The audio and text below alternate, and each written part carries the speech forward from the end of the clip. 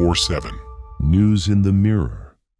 Media 24/7 tukwaniriza nate munaffe gwe atulaba kusinzira mu bitundu by'ensi ebyenjawulo. Tukwebaza gy'okozeeko egivaamu ensimbi ate naawe asharinga linki zaffe kyokola kya ttendo nnyonyi ddala. Media 24/7 endabirwamu tuba tuguse okupulira amawulire nga bwe gabadde gatambula mu wiiki naddala mu bitundu by'otasobodde kutuuka. Ebimu osobodde okubisomasomako n'ebirala tujja kwongera okubirambulula nga bwe tubeerawo wano buli lunaku. Nze Rosette Nansamba sibeera nzekka mbeera ne munnange Samula Hanifa era agenda tubuuzaako atubuulire wiiki eno ye emutambulidde etya. Hanifa, bitambula bitya ebiddoyo? Bitambula bulungi. Eno wiiki emu kuzenjagala ogamba nti zirimu amawulire amangi. Wiiki eno ebaddemu amawulire naye amangi. mu mawulire gonna amangi kiki ekisinza okukwata omubabiro mu wiiki yonna? Amawulire mangi. Amawulire mangi wakuba nti ate ekisinza okunkwatako ennyo ga nnaku aga munnabyamizannyo. Ate gwe nkumanya oli munnabyamizannyo. Era ndi munnabyamizannyo nnyo. Sydney Gongodio eyafiiridde obulamu bwe mu bintu ebyokusaagiriro, mistaken identity, kale kwegamba kya nnaku. Mpozi n'endala ensonga ya World Cup. Tuli basanyufu nnyo okuba nti ttiimu ya Mexico yasobodde okutola South Africa. Obusungu bwe mulina ku South Africa nga bungi. And not only Ugandans, the whole of Africa. Countries. As Africans, Pan-Africans, we feel betrayed by South Africans. What they are doing to other fellow Africans is really sad. Kyannaku nnyo okulaba nga ensi zino gana amawanga gonna nga wogalaba. Uganda by the way was part. Ethiopia, Ghana zaalimu ku mawanga agafuba okulaba nga South Africa efuna independence mu 1994. South Africa was the last country in Africa to get its independence. Nyokulanga namanga gonna gava ina gamba nedda tukwatire wamu okulaba nga South Africa efuna independence. Naye okulaba nga bannawe babeekyukidde bakusanga mu dduuka bakugobamu babayita bagwira tebali bagwira mu Africa. You can't be a foreigner in Africa. You're African. Abagwira baba balala nnyo bukiraba. Abagwira yani. Omugwira kale. Somebody not from that, country. Yes, I understand. Maybe you say you're talking about region, but not. Naye abalala abakale ndala. Betwandisuubidde nti be bagwira nnyo. Bo tebakwatibwako naye ate bali ku bannaabwe. It is so sad. Osamanyi gonna mugateeka ku Mexico. But how do you guys feel if South Africa won? Twandibadde banyivu nnyo naye Mexico yatuwadde yabadde ritual ya gundi yabagamba humiliation ritual. Era tuli basanyufu nnyo ekya ku ngeri Mexico yakoledde. Ne ttiimu endala zonna zigenda okusamba South Africa. Actually, even South Africans themselves know that the whole of Africa is against them because someone of what told me. I found something on the internet. South Africa never in a jungle samba yuka tugenda wagira kisaawe. Yes, the magnitude of this. Nalabye kuba ku bawagizi abali egondi Mexico abagenza okuwagira omupiira ogwo nga they are Nigerians from UK. Bali wali ba Nigeria bababuuza aba Africa we expected you support South Africa. Ngamba nedda but yisanga abagwira, so they don't want us to be part of them. So we are also supporting this other. Mu Mexico mulimu omuddugavu era yeesose n'okuteeba goal. But babagoba kati compare what is happening in South Africa to the rest of the countries, the rest of the world. Bulabye ensi endala ekuba abagwira nga ekiri mu South Africa. Bakuba bannaabwe babasanga ne babakuba ku street. Alright, amawulire amalala mangi agabadde mu ggwanga. Poza oba oli awo amawulire amalala agatwala attention yange. Olunaku president w'eggwanga lwe yayogera ku nsonga za Ebola. Waliwo worries mu ggwanga naddala in the region oba mu kitundu w'empangaalira. People were like musajja takisa sibe eggwanga yateeka ku lockdown. People are very worried. Era people expected something of the kind. But me, I was very sure. I was very certain tebagenda kugalawo. Yeah, but people were worried because nga basuubira nti nga bayimiriza enkuŋŋaana zonna ezisinga ezirimu abantu abangi. Nga balowooza nti obutale buyinza obeera buyinza oteekebwako amateeka mangi, SOP ziyinza okubeera so much of nga z'amaanyi, amasomero bayinza tugamba tuzza abaana ku awaka, like naddala ebifo ebikuŋŋanya abantu abangi, naddala entambula z'olukale, whereby COVID and Ebola are kind of different things. With COVID, wali osibanga mask. But with Ebola, mask tekuyamba. Mask tekuyamba nti obeera as long as you're in contact with somebody. Obulwadde buno bweba bukutte buspreading speed. Buduka speed era bubi nnyo. Naye ekirungi ekibuliko nti you have to be in contact with the person. Nti olina okukwatamu sweat n'otuyana ate ennaku zino kati we avoid that. Apart from contact, fluid, intercourse, olina okwegatta n'omuntu mu mazzi kasita liquid zammwe zeegatta. So it is avoidable. Even the president was very kyaleetera abantu bangi nnyo okweraliikirira. I personally nagamba the president comes before the next day is even another address. Where would he put a separate address? I was not really bothered because of the cases that we've had of Ebola. The only 2 cases they are Congolese nationals. Ate bajja wano n'obulwadde. So Uganda ffe twangwa mangu containing ekirwadde kyonna era tuwangwa mangu okulwanisa. By the way, to be honest, I would like to credit the President and the Minister of Health on Uganda. Engeri gye bahandolingamu naddala any health outbreak, any outbreak mu Uganda wano. N'engeri ebayanjawulo ku bintu ebirala byonna ebigwa mu Uganda. When it comes to health matters, Ministry ne President Museveni tetusaagiramu wano ffe mu Uganda ekintu ky'obulwadde tumanyi kyekiyinza. Going back to where I started, ku nsonga ya gongodio, omuzannyo gw'angaawo, omuzannyo gwa rugby, engeri gye yafunamu obuzibu. Obutambi bannayuganda bazze babulaba ku bizze bigenda mu maaso. Ku kye kyaliwo mbu he snatched a bag, byebba kasawo ka muntu, like mob. N'okutwalira amateeka mu ngalo, omusajja n'akubibwa mu ngeri etategeerekeka. Unfortunately, omusajja n'ava mu bulamu bw'ensi eno. It is very sad. It is very sad. Very sad, but nowadays, I feel the pain. I felt the pain of the parents. The wife to the victim. Very young. Very young couple. The parents, like the pain was unbearable. How can you lose your son, your loved one, in such a manner?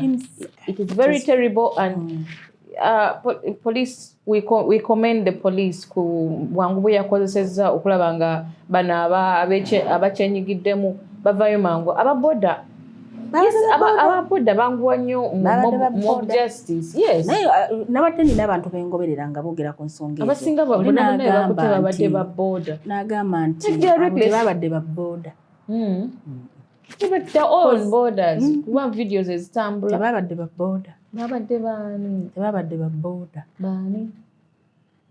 Babadde baani? Like security operatives babadde bali ku muyigo gw'okunoonya omuntu. Let me tell you one thing. So they targeted that man was a target. Wano mu Uganda nti bw'obanga waliwo omuntu atutta attention y'Abannayuganda, it is very easy and very fast to catch a culprit mu nsonga ng'ezo. Singa yabadde muntu mulala nga yattiddwa nga talina linnya, talina title ya holdinga, up to now tukyanoonya omutemu. Naye nga wadde kamera zimulaba nti ekifaananyi twakirabye, twandibadde tukyanoonya omutemu. But the energy and the speed that was shown mu kukwata omutemu, it is the same speed that happened ku bya Okero. The security engeri gye yayanga otuukawa. Nanti kati muno mwabadde muna abantu abakwata video. Like nga bakuba omuntu, abantu bakute several videos. But no, this time around I must commend the police.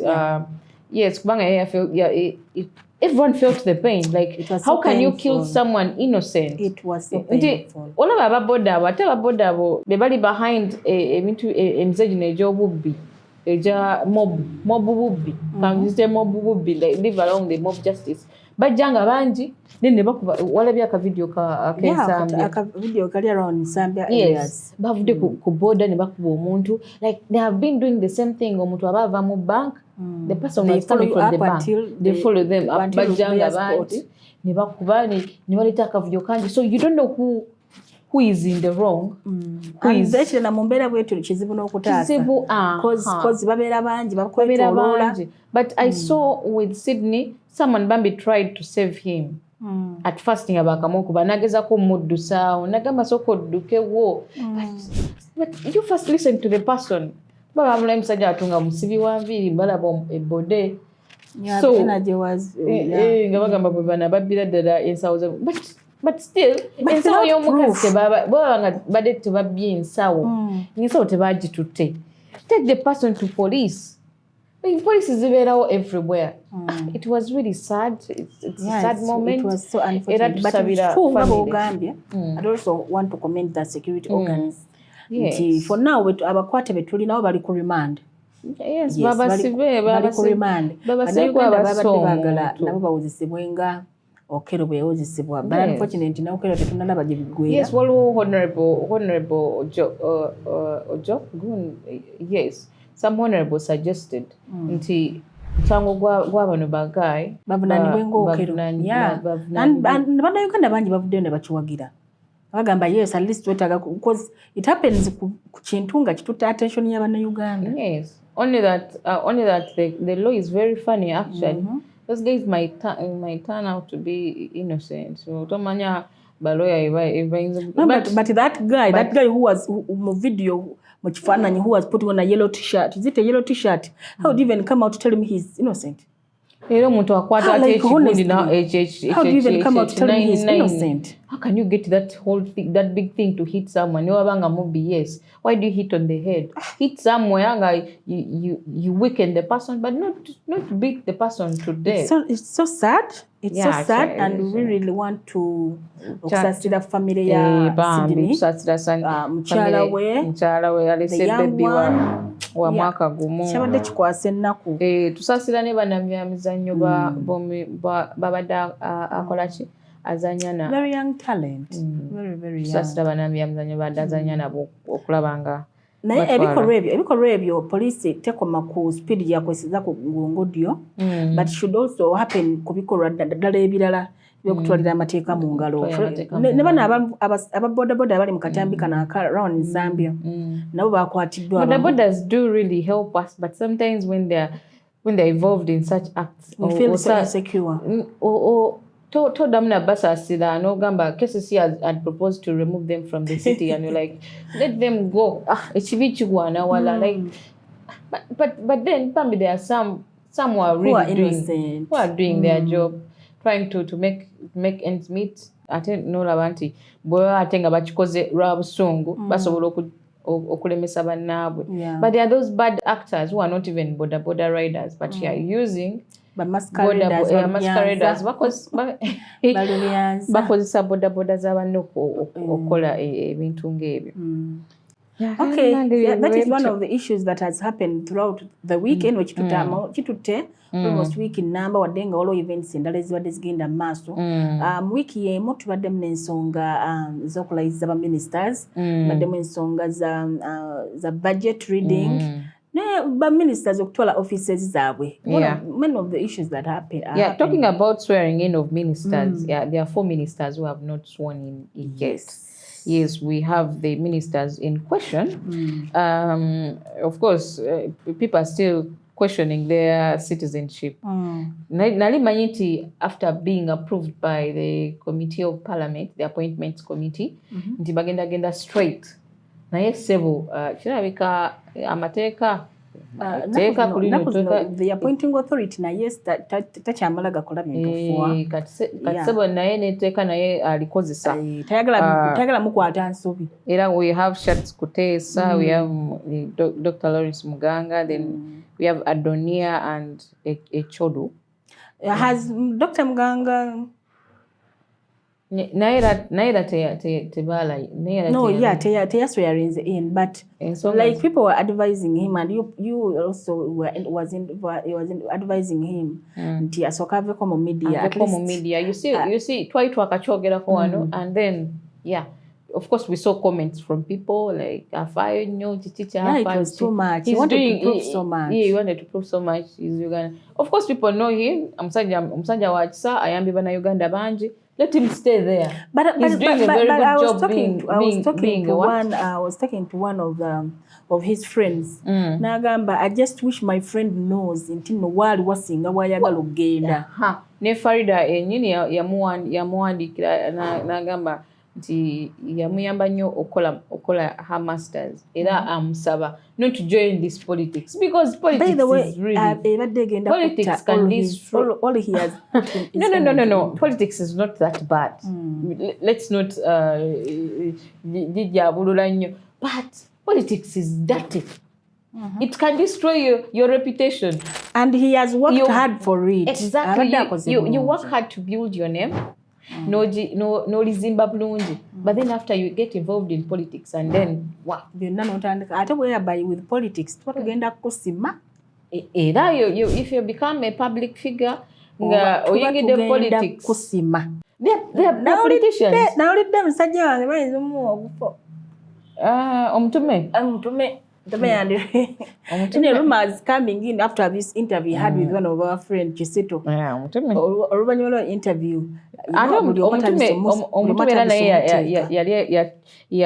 yateekayo ku X n'agamba bannange amaanyi gatuggwamu ffe nga abalwanirira aba-exposinga corrupt people because abantu ng'abo basonyiwa, but they come to fight us. We become demoralized. Yes, he's right. So that should be awarded. That was on the Yamong issues. Yes. Was he indirectly asking from Zay for something? For security. Not only security, but of course, Nange, you reward me for what I've done. For what I did. But he job.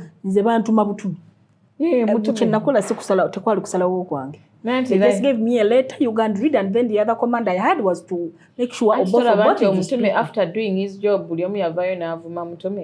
so he was called all sorts of names. But in that interview, he did with some with Chisito on YouTube. Yagambe banange temusibako matu gambuzi kundi sabichi bibino. I have evidence on phone. You look at this. This is a message from the former speaker. Why was he giving us that evidence? Oh, why? Me, I think politicians are very tricky people. Perhaps he was indirectly asking for something because after that interview, people came out to sympathize with him. I was like, actually, Daudi Bambi temumukomerera ku musala batalina musango. He's just a mutume. Anyway, yeah, that has also happened. Mweno wiki bagamba okukula kuno okukula bisebi nene. Also kabanda mbo I love you. You love me really? Nange nakawuda ngamba I love you in which way? In which way? Meaning bantu bakulu bonna ba 18 and above banye chokola. Anyway, nga wadde ochogera ku ministers abatalayidde then waliwo abalayidde abandala batandika n'okwasibwa offices zaabwe mu butongole nabamu ne batandikirawo n'okukola One ministry is single active now. Yeah, ministry of local government. Yeah, local government. All the president we are Gambi. President Yagambi. They can't anchor us. No gundi. Mbalese dabantu abayombi. Era nagama nga ministry ya local government. Nalese Baram ne ndetali na mere who is quarrelsome. So she's going to agenda yombe. You go and quarrel with her. Ngene miyombe na hivi moja kumuli bamoda amanyi bawadde namera amanyi naye I'm kind of worried. No, like she has to be careful. I'm kind of worried. No, like for Justin, she has for herself, not for me. Yes, she has to be careful because everyone knows that she's a motor mouth, like she's like ayogera nnyo. N'ekirala exposing tagenda kweka. So people in the local government, first of all, bagenda kuba bamutya. There are those who are going to be against her. Of course. So she is going to be fought inside her very ministry, even outside other ministries. Balaam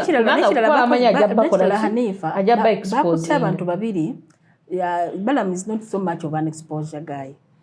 Balaam si muntu yebuli kimu agenda kikola ki chanika yamanyi kati deputy we yaja mwani ajabi mulekera no ajage anti tujagenda okulaba nga deputy asinga gundi anti okwogera siko ekukola because at least Balaam has the experience. He has been a minister the previous term. At least he knows Balaam has been a minister, yes, but this girl is a daughter to a former minister. All her life she has been in that limelight, so she knows what to do. She has the guidance of the father. No. Her dad being a minister doesn't make her a minister.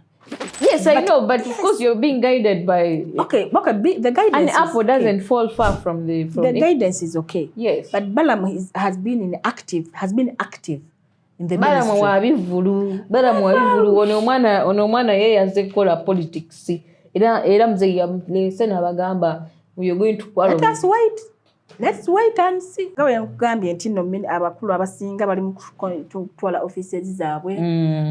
Nalabye ne ministry yaffe ya ICT naye twakwasiddwa ku side eno ya Kasule Lumumba n'abalala abatte ministry ya finance yatwala dda era twalabye budget reading with some other person after a very long time.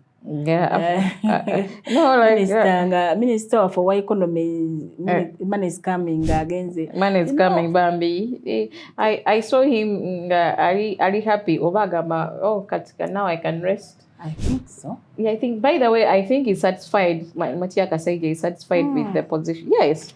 He sounded, he didn't sound sad. He's like, I'm here. If anyone needs consultation, I'm here, I'm around. And I think, being like that, mzee tasobola mulekerera omuntu we abadde amukolera ate tabadde nnyo na scandals.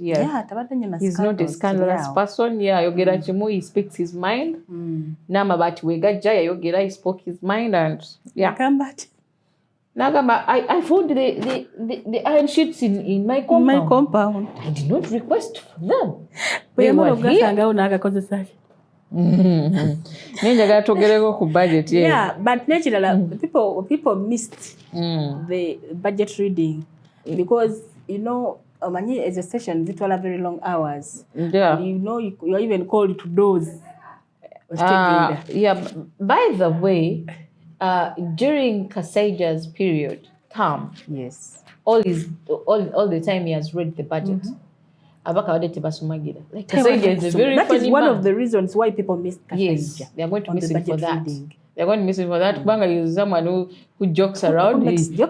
Now this ministry, I'm going to give it this amount. He used to play around. Like he jokes around. He used to read the audience. Namanya kati waneno abantu bazze saa 8 we mbayingira mu saa 9 balinda kuba babongota. Bamaze okulya bakuse. Ebyo biberawo kubanga banga ne musomero. After lunch, the classes are after lunch is one. So,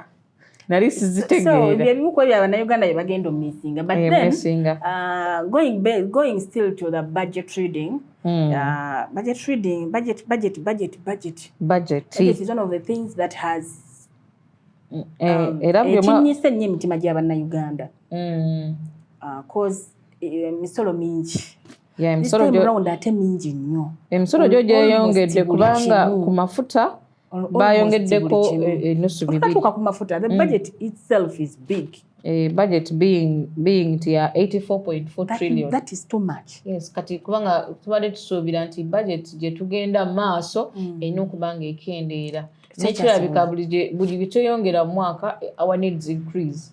And naturally, even the debt. The debt itself always because of course we have to borrow to facilitate this budget. This budget in every is budget, big. Hanifa, tuba tuteekako allocation y'okusasula amabanja. Nikitegeera kubeerako allocation y'okusasula amabanja. Wekanga nga almost the budget is all taken up with kusasula amabanja. Yeah, of course, which is sente endala ziba zigenda vaawa kunyigiriza Munnayuganda. Then wetutunuulirako allocations endala eziriwo nga tusose ne tudda eri ku muntu wa bulijjo. Ebintu Bannayuganda bye babadde basuubira nti bigenda banyigiriza nnyo. Buto yatereddwako omusolo, engano yatereddwako omusolo, ebintu ebikozesebwa mu bulamu obwa bulijjo omuntu byasobola okugamba nti bannange bino tugenda okozesa. Someone made a tweet yesterday and was like omuntu akyaddamu okulya ku kabalagala because engano eri ku bbeeyi, buto alinnye. Already amafuta at the moment amafuta gali kuki gali waggulu olutalo lwa Iran ne America olwa Strait of Hormuz being closed. Kati ate obongerako era nusu bibiri kwegamba jukira amafuta ge galwaninga buli kimu. Amafuta ge galwaninga economy gegatambuza buli kimu. Ate mu revenues ze bataddemu ozigenda ovaamu ku ssente amafuta kwegali, meaning kitegeeza amafuta gaffe gali at a ready point. 2026 amafuta tulina okubanga tufolumya. So meaning at least we are somewhere ku nsonga y'amafuta. Era tusuubira nti ne revenue anaavaamu anaaba atuyambako okufacilitating n'ebirala ebyaggiddwako eyo ssente like state functions ezisinga ezo ssente ziraziwa bazitulaze nti ziragawa. Okitegeera Heroes Day ino yabaddewo yabadde scientific. Bandibadde batubuulira nti ayogera eri ku State House ekololo. So that money should be put to good use, by the way. We need to follow up that. We shall follow it up. Yes, no, batulaze then olwo ne ssente zavudde mu office ya speaker. Basazeko budget. Yes. No, the speaker himself yabyogera the other day in plenary. Nagamba nti ssente basazewo some billions, around 20 something billions zibadde mu office ya speaker zidde ku parliament business. Zive mu office ya speaker. Exactly. Okitegeera nti meaning into the result waliwo ssente eziryawo. Ze tubalina otubuulira wa we zirina okukola. At least let it be put into the budget. Tumanye nti okay ku budget y'enguudo this money has come to this. Nedda okuziteeka mu business ya parliament. Meaning the former speaker business za parliament esinga abadde yazikola ki? Yaze mu committees. Yes, committees. Jukira committees mu kisanja kye tezitambudde nnyo. Like those committees have to be facilitated okugenda okubeera ne workshops ezo nga bagenda balina okugenda ne batuukayo ku ground oluusi ne basulayo biki. During Kadaga's kisanja twatambulako ne committees ezimu nga tugenda olaba nti committees facilitated but during the former speaker committees zitamba chakazi zo ssente speaker ziyadayogera ssente nyingi eziryawo akaddeko tekalusaidi yaffe by election y'Kalangala egenda mu maaso. So 5 were nominated. Kuliko sister waffe owomugenzi Nakimuli omukyala Irene Nampala wolo n'abalala kuliko NRM n'aba independent abalala bakyala bavuddeyo. So we are right now bali mu kwetegekera kutandika campaigns zaabwe then akalulu kagende mu maaso okulaba ani anadda mu kifo ky'omugenzi Irene omufo ky'omugenzi nani Nakimuli. So mawulire agali ekalangala nalabye enkampi ya NUP yonna yagumbyeyo, nalabye mukyala we Mawogola naye yagumbyeyo Besigye Lubongo bali eyo. Era balina okunoonya kuba Kalangala wabeerayo nnyo emivuyo ddala mu kalulu. Engeri it is an island babasalako bulungi ne babakuba bulungi emigo gyammwe nga temulina agamba. Namawulire amalala gagenda mu maaso gwe ga Dr. Kizza Besigye. Nsonga omusango gwe nagwo gutandise ofuna turn-offs. Yaganye okudda mu kooti ayagala omulamuzi baguma aguveemu nti ensonga yazikwata bubi n'ekirala bali mu kuvunaana CDF olw'okutiisatiisa kwe yateekawo. So CDF yayita ku kibanja kyo kya X n'agamba Besigye agenda kuteekebwa kalabba ku Heroes Day. Agamba account si ye someone hacked it. So ayinza obba nga mutuufu nga si yiye.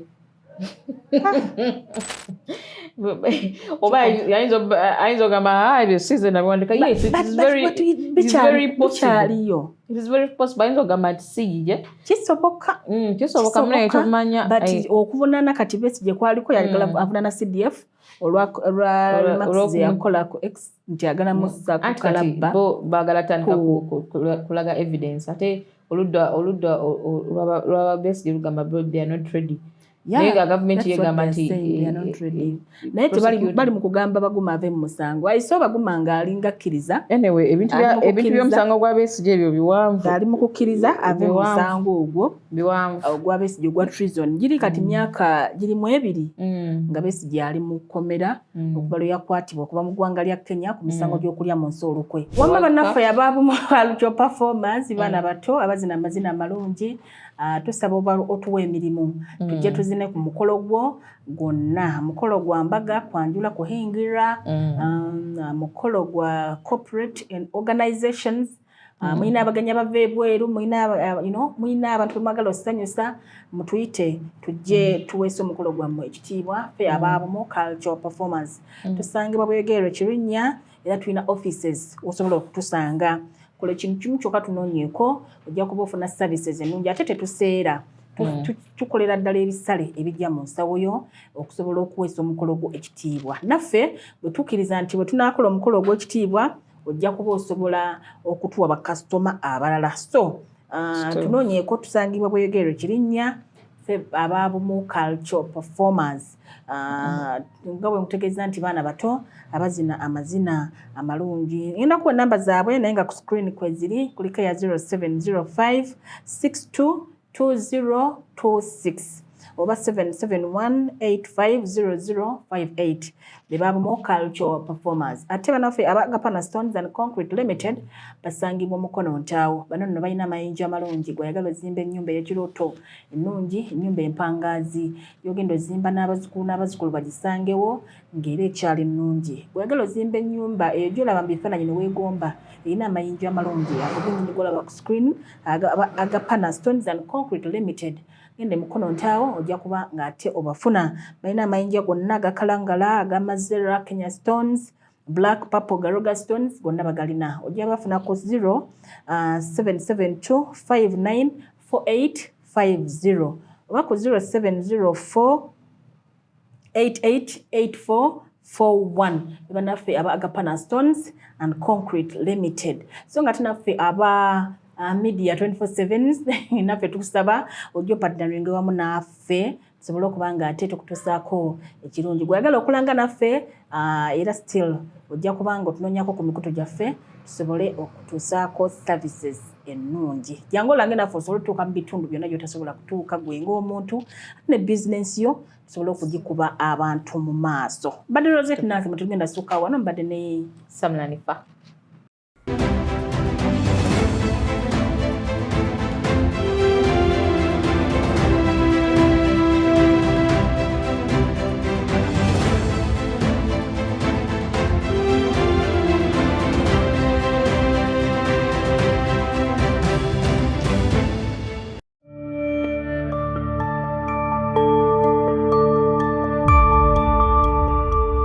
Media 24/7. News in the Mirror.